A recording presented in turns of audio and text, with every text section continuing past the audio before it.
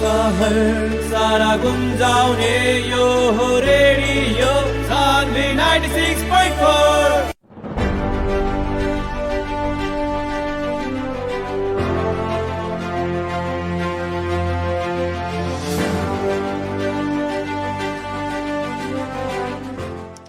नमस्कार और प्रणाम तमाम भोजपुरी श्रोतालों के रेडियो सानवी 96.4 मेगाहर्ट्ज के तरंग पर तरंगित होके वाला कार्यक्रम आमने सामने के आज के दंगल आज के बतकही में मनोज पटेल फिर से हाजिर हो गए बनी। देश दुनिया के विषय में हमने के समाज सोसाइटी के बारे में, शिक्षा, स्वास्थ्य, लोग के रोजी रोटी के विषय में, राजनीतिक पहलू के विषय में, हर विषय वस्तु पर हमने कार्यक्रम में चर्चा कर रहा बनी।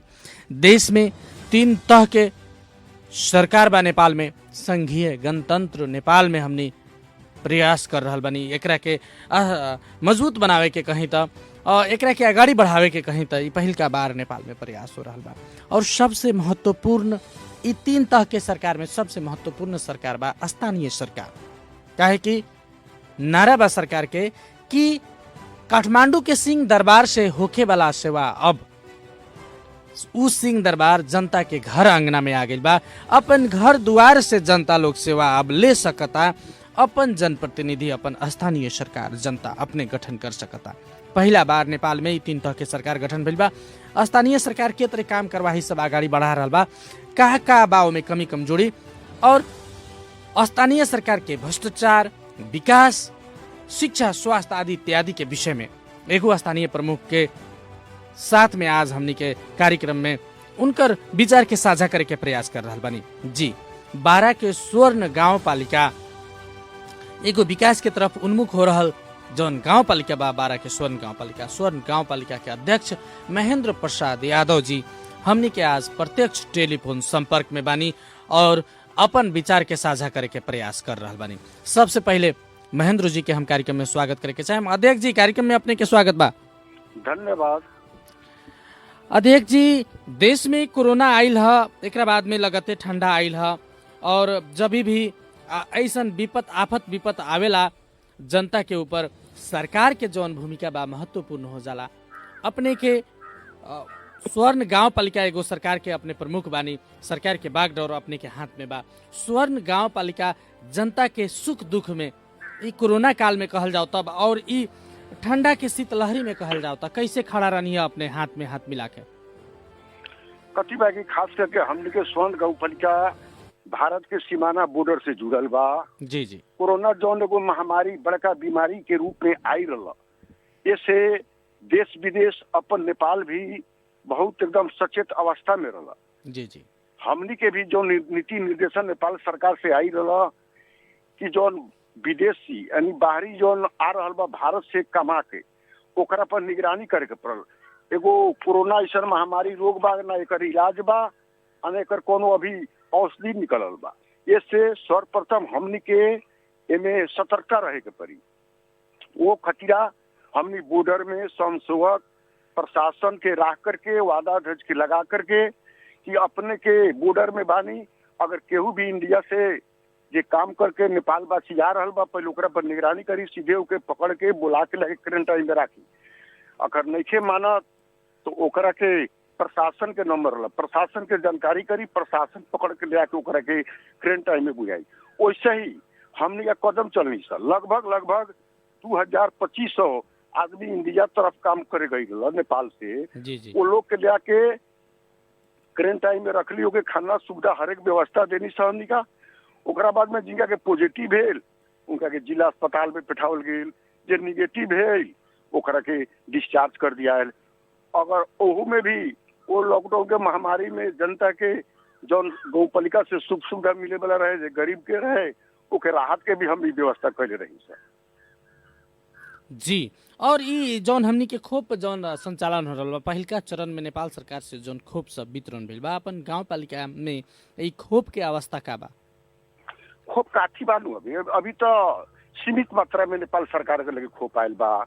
इससे स्वास्थ्य कर्मी गाँव पालिका के कर्मचारी के प्रथम चरण में देवल गेल। इससे हमनी के जानकारी आयल कि जितना भी गाँव पालिका में स्वास्थ्य कर्मी बा, कर्मचारी लोग बा, फर्स्ट चरण में वही लोग के इंजेक्शन पड़ी तो उ लोग जाके अपन जौन कोरोना के इंजेक्शन रहे लेके आ गई लोग।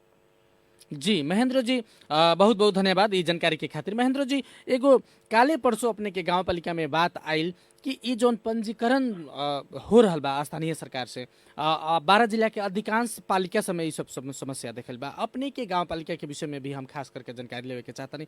पंजीकरण अंतर्गत जोन ई जन्म दर्ता, विवाह दर्ता, बसाई सराई लगायत के जोन सामाजिक घटना सब जौन बा, ई मृत्यु दर्ता लगायत के सामाजिक घटना सब जौन दर्ता होला, ओमे सोहनपुर गांव पालिका में बहुत जोड़ तोड़ से पैसा वसूली कर रहा बा कर्मचारी लोग, वार्ड सचिव लोग 400-500 रुपया एगो विवाह दर्ता के खातिर जौन लेवल जा रहा बा, ई सब जन गुनासो आइल बा। एकरा के निगरानी करे खातिर अपने के तरफ से, अपने के पालिका के तरफ से का पहल कर रहा बनी? अपने लोग लगे ऐसा किस्म के शिकायत सब आ रहा बा कि ना आ रहा बा? का बा स्थिति? का बा देखा जाओ, हमने के पहले जो सचिव अपने के लेटर पैड में हाथ से लिख के देते रहल। जी जी जी। ओमे मात्र जौन रहे कि 35 दिन जौन म्याद ना गेल बा ओकर दंड जुर्माना लागी। जी जी। अगर 35 दिन भीतर में अगर जन्म दर्ता, मृत्यु दर्ता या विवाह दर्ता करावता ओकरा एकदम मिले के प्रावधान रहे, अपने भी जानता नहीं। जी जी। जब से ऑनलाइन अपने के लागू भइल बा नेपाल सरकार के एन द्वारा, जौन ओकर विवाह दर्ता के शुल्क बा 100 रुपया 50 रुपया, जौन ओकर लिखित बा ओकर रसीद दी। जी जी। अपने 500 काहे दे हम? जी जनता भी सचेत नहीं के महेंद्र जी, जनता भी सचेत नहीं के। अपने के जनता निमुखा बा, पढ़ल लिखल कम बा, तो कर्मचारी लोग से जौन सेवा प्रवाह हो वाला बा ए में अपने लोग के निगरानी थोड़ा ज्यादा चाहिए। देखल जाओ, कम से कम जे अपने कर्मचारी अगर 100 का जगह में 500 मांगता ओकरा से रसीद मांगी। अगर रसीद मांगी, रसीद देता तो कम से कम कार्यालय प्रमुख बा, प्रशासकीय अधिकृत, एगो हमने भी जिम्मेवार लोग बानी, हमने से भी आके भेंट करके, बल्कि अपने कर्मचारी से जगह में 200 रुपया ले रहा बा ओकरा के हमने कार्रवाई करम। अगर वैसा किसी में केहू व्यक्ति बा अगर रसीद उनका से मांगी या हमारा के बोला के ओकर झंडे चले के पड़ल कि ई व्यक्ति अनावश्यक में हमरा से 200-500 रुपया मांगत लख ना। जी जी। अब हमारा के रउआ जानकारी करबे ना करी आ डायरेक्ट रेडियो का माध्यम से आई। अगर हम कहता नहीं कि एन के मुताबिक जौन नेपाल सरकार के निर्धारित बा जौन उ लेवो शुल्क ओकरा बाहक अगर लेता उहो भी लेता तो ओकर रसीद लेवे के पड़ल, ओसे भी अधिक ले रहल बा तो हमरा के जानकारी करी, वो व्यक्ति के हम कार्रवाई करब। जी एमे कोनो किंतु परंतु नहीं के। अगर दोषी कर्मचारी अगर भेटाई तो महेंद्र राय यादव जी ओकरा के कार्रवाई करेला। जनता के तरफ से अपने सूचित कराम की हमनी प्रतिबद्ध बानी। जी जी। अपने के गांव पालिका वार्ड नंबर 5 में ऐसा व्यापक वसूली हो रहा बा, जैसन हमनी के सूचना प्राप्त भइल बा। कुछ हमनी के प्रमाण सभी हमनी लगे आइल बा, एगो रेडियो में कहीं तो हमनी लगे एगो संचारकर्मी के हिसाब से ऐसा प्रमाण आइल बा। तो एकरा विषय में अपने का करें बिहान अगर प्रमाण स्पष्ट अपने लगे आई तो? देखिए, अगर उनका लगे प्रमाण बा तो उनका के कहीं हम फोन के मार्फत से जी जी रउआ जाके कार्यालय में संपर्क करी। वो व्यक्ति के अगर प्रमाण प्रूफ हो तो वो व्यक्ति के तुरंत से तुरंत कार्रवाई करम। ओकर नौकरी भी अगर हमरा लेवे के पड़ी ओकर नौकरी भी हम ले सकता नहीं, लेकिन ऐसा हम न हो देवे के चाहता नहीं। वो व्यक्ति से रउआ संपर्क करी कि कम से कम कार्यालय में जाके भेंट करी। अगर तोहरे बा अन्याय भेल बा, गलत किस्म से पैसा वसूल कैले बा जी। लेकिन अध्यक्ष जी सब बात कह रहा बखत सेवाग्राही लोग के का कहना बा कि सारा चीज जनप्रतिनिधि लोग के था बा, जनप्रतिनिधि लोग के ही मिलो मतों में वार्ड अध्यक्ष लोग के ही हर चीज था बा। वार्ड अध्यक्ष हर दिन कार्यालय में बैठ रहा बा, वार्ड कार्यालय से जहाँ ये सेवा प्रवाह हो रहा बा वहाँ तो अपने के जनप्रतिनिधि वार्ड कार्यालय लोग भी रहेला, वार्ड कार्यालय के अध्यक्ष लोग भी रहेला। देखल जाओ ना, ई प्रमाण होए के पड़ल कि वार्ड अध्यक्ष या केहू सचिव के लेता फलना के सामने में लेलक। जी जी। कम से कम अपने जब गुनासो भेल तो उ गुनासो हमरा 1 किलोमीटर हर एक वार्ड कार्यालय से 2 किलोमीटर 1 किलोमीटर दूर में कार्यालय बा। जी जी। गाँवपालिका कार्यालय तो कम से कम गाँवपालिका के ध्यान आकर्षण करावे के चाहिए, जानकारी देवे के पड़ल। अब मान लगी अब एगो और बात पार्टी सर्कुलर बा, जी जी। लोग बहुत कुछ भी कह सकेला अपने के। हम रउआ से वादा कर रही अगर प्रमाण बा तो रउआ लेके अपने आई, अपने के रो में अपने के सामने ओकरा हम कार्रवाई करे तैयार बा। जी बहुत बहुत धन्यवाद। जनता अपने लोग से यह आशा रख ले बा, अपने के जनता लोग यही खतरा चुन के भेजले बा महेंद्र जी की जनता लोग के सुख दुख में अगर जहां गलत होता था जनप्रतिनिधि लोग जनता लोग के पक्ष में जनता के साथ में खड़ा रही, अपन गांव पालिका वासी के साथ में खड़ा रही। हमरा ये विश्वास बा। सोनपुर गांव पालिका के विकास निर्माण के विषय में भी हम अपने से थोड़ा जानकारी लेवे के चाहें। जैसे कि सोनपुर गांव पालिका में अपन स्थानीय जौन स्रोत साधन सबसे भी कुछ अपने लोग कर उठा रहा बानी, पोखरी तालाब लगायत के चीज सब बा वो सबसे भी थोड़ा बहुत अपने लोग कर उठा रहा बानी।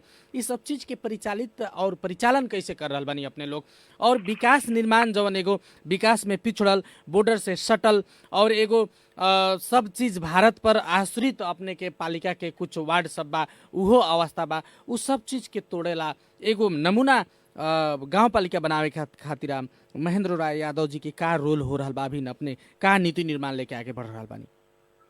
देखल जाओ, हमनी के तो 2074 में चुनाव भेल, लगभग 19-20 वर्ष जनप्रतिनिधि विहीन रहे। जी जी जी 20 वर्ष के अवस्था में प्रत्येक गांव पालिका या नगर पालिका के अवस्था बहुत नाजुक, जैसे वो रोड भेल, नाला भेल, स्कूल भेल, स्वास्थ्य चौकी भेल, ये सब जीर्ण अवस्था में रहे। जे भी पालिका नगर पालिका बा अपने के 74 से लेके अभी 77 3 साल में जितना काम कैले बा, खैर उ तो कहला से न होई, रउआ लोगन भी के काम कर्तव्य का अवलोकन करे के, गलत के गलत कहे के, सही के सही करे के। हमने तो पहले वही सुधार में बनी। प्रत्येक गांव में नाला ना रहलक, रोड ना रहलक, ढलान ना रहलक, विद्यालय ना रहे, अपने के स्वास्थ्य चौकी का स्थापना न रहे, वो सब के हमने धीरे धीरे 3 साल में हमने पूरा कैली। हमने के सोच बा कि दिन प्रतिदिन भारत और नेपाल के बीच में जो को बॉर्डर सीमाना बा काल तक खुला रहे। जी जी आज के अवस्था में सोन गांव पालिका में मात्र एगो पहले बीओपी रहे, आज यही सोन गांव का पालिका में 5 गो बीओपी लागल बा। एक लागत और लक्षण की धीरे धीरे नेपाल और भारत के संबंध बिछोड़ हुई, तो एक दिन न एक दिन हम अपने खुद अपने पर आश्रित बने के पड़ी। ये आश्रित खाने खातिर एक गांव पालिका के एकदम स्ट्रॉन्ग बना के ले चले के पड़ल। हमनी के जो आशा रहे, जो दूसरा पर आत्मनिर्भर रही, उ न पर सोचे के पड़ल, हमें अपन आत्मनिर्भर अपन करे के पड़ल। वो खातिर ई गांव पालिका हमनी के खास करके किसान है। जी जी नेपाल हमनी के कृषि प्रधान देश है, कृषि प्रधान देश होते हुए भी नेपाल सरकार ये मधेश खातिर, ये प्रदेश खातिर कोनो सोच नहीं के बने। जब हमनी कृषक बानी तो हमनी का बीज बीजन चाहिए, मोल चाहिए, पानी चाहिए, तब न कृषक के अपने के सुख सुविधा हो सकेला। लेकिन नेपाल सरकार मात्र कृषि प्रधान देश को घोषणा कैले बा, कृषि प्रधान देश होते हुए भी कोनो प्रकार के सुख सुविधा एक किसान का लगे नहीं है। लेकिन जी महेंद्र जी, अपने के पालिका में दूगो एगो और जटिल समस्या हमनी के देखले बानी और समाचार भी हमनी पटक पटक लिखले बानी, जैसे कि थोड़ा बहुत मल खाद अगर भारत से किसान लोग ले आवत था ओकरा के प्रहरी प्रशासन से यातना देवे के, सामान छीन लेवे के गतिविधि होखेला, तस्कर लोग के ट्रैक्टर सामान आवेला, ओमे कोनो रोक टोक ना होला, महीनवारी बना के काम होला। तो इहो सबके भी एगो व्यवस्थापन खातिर कि कम से कम एगो किसान के अपन पर्सनल यूज खातिर जौन बीज बीजन या खाद मल खाद आवत भारत से, ओकरा के भी सस्ता बनावे के खातिर कोनो किस्म के छलफल अपने किस्म के जी उहे बात अपने हम कहे के चाहता नहीं कि जब किसान बाटे, किसान का बीज मल खाद ये सब चाहिए, विषादी चाहिए, लेकिन नेपाल सरकार को उपलब्ध नहीं के। नेपाली जनता जब भारत में जाके भारत के पुलिस प्रशासन के बात सुन के, गाड़ी सुन के जब 2 गोरा एक बार मल ले आवत रहलक, ई नेपाल के प्रशासन ओकरा पर दमन शोषण करे, पकड़ के ओकरा के भंसार तक बुझावे, ई काल तक रवैया रहे। लेकिन ई जब हमनी का रवैया देखनी, डायरेक्ट हमनी 10 आदमी सीडीओ साहब का लगे गनी कि सीडीओ साहब अपने जिला के एगो चीफ बानी, हमनी किसान बानी, तराई में कोनो मल के व्यवस्था नहीं थे, किसान के कोनो सुख सुविधा नहीं थे, ए पर रउआ का करतनी, रउआ काहे 2 गोरा एक बार मल पकड़ के रउआ जिला पेठावतनी, रउआ अपना प्रशासन के बॉर्डर में डांटे के पड़ल। उ सीडीओ साहब उ कहती कहलन कि 2 गोरा 1 बोरा खाद अगर किसान ले आवता तो अगर के पुलिस पकड़े तुरंत हमरा के फोन करी। वो पहले ही रवैया रहे, ये तो बात नहीं की। लेकिन अभी के अवस्था में जो किसान 1-2 गोरा मल ले आवता ओके कोनो पुलिस पर्सन रोक टोक करे नहीं के। अगर रोक टोक करे तो हमार नंबर बढ़ले बा, हमरा के फोन करो, उ जाओ ना बीओपी में, जाओ ना प्रशासन में, जहाँ पुलिस प्रशासन चले कोई बोला हम चल तैयार बानी। जब हमने किसान बानी, हमरा 2-1 बोरा मोल खतिरा जब पुलिस पर दमन करता, पकड़ता, ओला खुद हम अपने ओकरा से एकदम झगड़ा करे खतिरा, ओकरा से प्रतिकार करे खतिरा हम एकदम तैयार बानी। जी महेंद्र जी, अब जहाँ तकले ई एगो किसान के बात हो गई, मल बीजन के बात हो गई, एकरा बाद में सिंचाई के बात बा, और स्थानीय सरकार से इतना गतिविधि सब ये सब चीज कर रहल बानी अपने लोग, व्यापक काम सब अपने गणना करेनी है कि हर चीज से हमने विकास निर्माण के जोड़ दे रहल बानी। एक तो जनप्रतिनिधि के हाथ से बाहर रहल स्थानीय सरकार बहुत लंबा समय तक 20-22 बरस तक ले कर्मचारी लोग के माथत में चलल, जिला हमनी के तत्कालीन गाविस सब एगो उ अवस्था रहे। अब जनप्रतिनिधि भी हो गेला में भी इतना विकास निर्माण भी अपने लोग कह रहल बानी कि हमनी कर रहल बानी, फिर भी व्यापक जनगुनासो बा कि स्थानीय सरकार में व्यापक भ्रष्टाचार हो रहल बा। मेयर साहब लोग, अध्यक्ष जी लोग, प्रशासकीय प्रमुख लोग, कर्मचारी लोग के लगायत के मिलो मतों में स्थानीय सरकार में चारों तरफ लूट मच रहल बा कह के व्यापक जनगुनासो बा। ई सब काहे आ रहल बा महेंद्र जी? अब देखिए ना, केहू के तो रोक ना सकीले, कोनो भी चीज के एगो प्रमाण होके चाहिए। अपने भी एगो ए देश के तीसरा अंग में अपने पर मीडिया लोग पड़ेला, अपने के दायित्व बा। जनता के जब बात सुन ली, जौना पालिका से भ्रष्टाचारी के बात आ रहा बा, तो कम से कम गोप्त ढंग से आकर के ओकरा का अनुगमन करे के पड़ल, ओके मिलावे के पड़ल। आज अख्तियार बा के अख्तियार में मुद्दा देता तो कर्मचारी गुप्त ढंग से आके अवलोकन करता, वास्तव में ह कि ना ह। अगर ह तो ठीक ओकरा कार्रवाई होता। तो हमर आग्रह बा रउआ से, जब रउआ के लगे एकदम फोन के मार्फत जाओ या कोनो से मार्फत जाओ, एक बार गोप ढंग से हमारा पालिका के रउआ निरीक्षण करी, वास्तव में पालिका विकास निर्माण कैले बा कि ना कैले बा। करत तो ठीक बा, ना भ्रष्टाचारी कैले बा तो अपने भी कार्रवाई के तरफ अपने भी में जोड़ कर जाओ, अपने भी में एगो मदद कर जाए, जनता के दिखावल जाए। जी महेंद्र जी, कहल जाला नहीं कि जब तकले आगी ना बरी तब तकले धुआं भी ना आई, बिना हवा चलले पता ना हिली, एगो जौन बात बा मान्यता बा। हमनी के 12 जिला के हम समग्र पालिका सबके भी बात करनी है, व्यापक भ्रष्टाचार बा, जनगुनासो बा, बहुत लोग पकड़ाइल बा, पैसा लेके भी धराइल बा, अपने के भी ये सब बात था बा। जब भ्रष्टाचार नहीं के हो तो लोग रंगे हाथ पैसा के साथ में भी 12 जिला के विभिन्न पालिका सब में पकड़ाइल बा कर्मचारी लोग, अपने लोग भी सुनले होके, जनप्रतिनिधि लोग के भी ओमे कहीं ना कहीं मिलो मतो बा, कह के जनता के शिकायत बा। हम रउआ से कहत नहीं, रउआ दू भाई लोग, हम रउआ अगर स्वच्छ नहीं रहा भाई गलती करते, रउआ भी गलत हो गई का? रउआ अपन देख के जिम्मा बानी, मान ले 16 को पालिका बस 16 को पालिका के 16 गाँव पालिका जिम्मा नहीं के ले जी जी, स्वयं 16 गाँव पालिका अपन जिम्मा ले बा। हम अपने से एकदम प्रतिबद्धता करते कि अपने के एकदम स्वागत बा, हमारा पालिका में आवल जाओ, एक बार अवलोकन कर जाओ। अगर रउआ नजर में लागता तो रउआ के एकदम हम दंडित होए एकदम तैयार बानी। जी महेंद्र जी, कार्यक्रम के हमनी के अंत बानी, हमनी के समय देने उपलब्ध। जी जी जी, एक बात और हमर अपने से कथी कहे के बाकी ठीक बा, जनता के जन गुनासो बा, रउआ सुने काम करता बा, देखे के भी काम करता। जी जी, अपने से पूछ भी रहल बानी, हम अपने से भी प्रतिक्रिया ले रहल बानी। जी, एगो और बात हमरा तरफ से रउआ कहतनी कि हमने जब देखा तनी कि पहले खुला बॉर्डर सीमाना रहा, जनता इंडिया से थोड़ा बहुत सर सामान ले आवत रहा, ऊपर भी प्रतिबंध लागे। अब नेपाल के जनता खुद अपने पर आत्मनिर्भर हो गए। अब इंडिया ना जा करके वीरगंज कलैया से सामान लेके अपन चौक चौक में दर दुकान हो गए, वही से सामान को लोग खरीद के अपन गुजारा सफर कर रहा बा। फिर भी जब वीरगंज से गाड़ी पर सामान लेके आवता, बरियारपुर चौक पर पकड़ लेता, मझरिया चौक पर पकड़ लेता, ई का है? ओकरा बाद में ओकरा के भंसार बुझावल जा रहा बा। इंडिया बंदे कर देलक, वीरगंज से सामान आवत तो ई प्रशासन अपने के पताहे के पुर पर पकड़ के लेके भंसार बुझा देता। ये ला जन गुनासो ई ना है का? ये ला भी लोगों का ध्यान आकर्षण करे के पड़ल।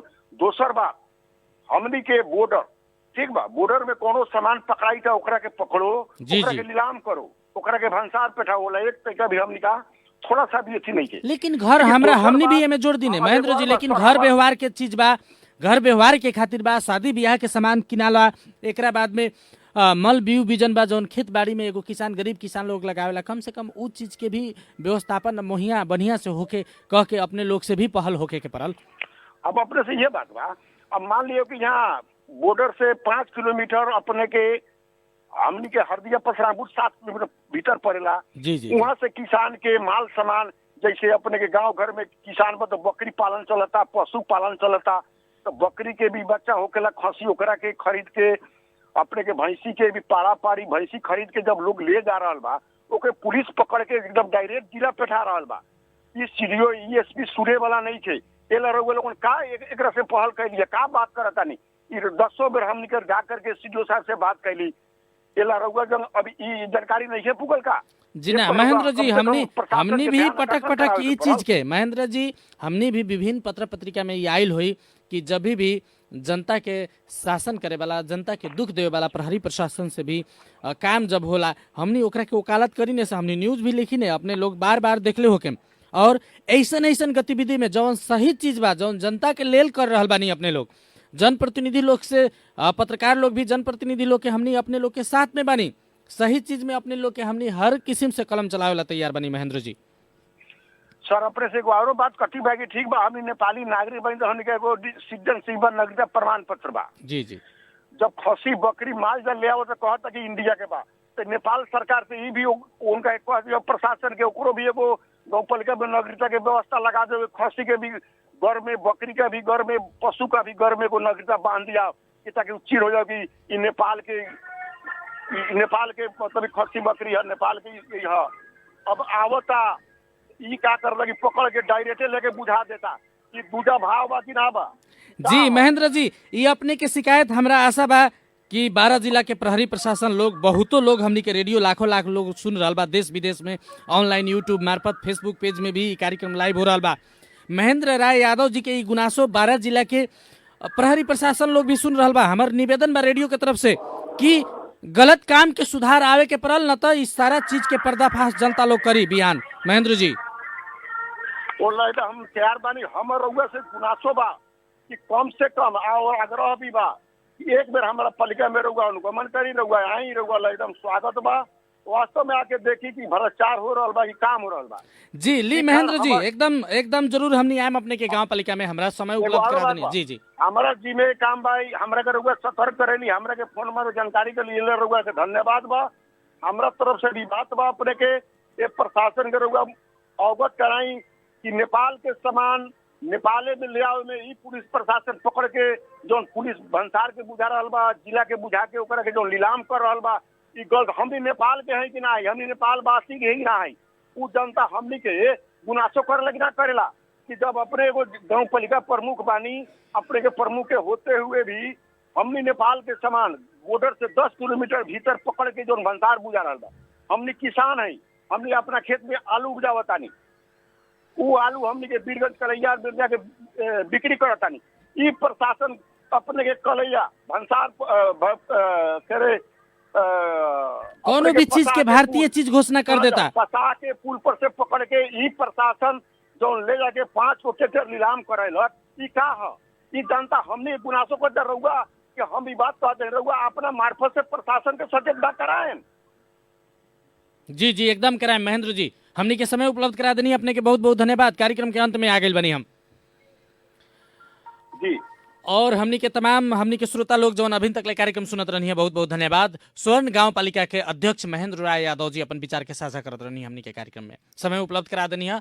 अध्यक्ष जी के बहुत बहुत धन्यवाद। और ये हमनी के कार्यक्रम सुने खातिर हमनी के तमाम भोजपुरी श्रोता लोग के, देश विदेश के बंधु लोग के भी बहुत बहुत हम धन्यवाद देवे के चाहतनी। प्रविधि कोर के सहयोग के खातिर स्वतंत्र जी के भी धन्यवाद देत। बिहान के कार्यक्रम में भेंटघाट होके के बच्चा के साथ में आज हम आज्ञा चाहें। नमस्कार, प्रणाम।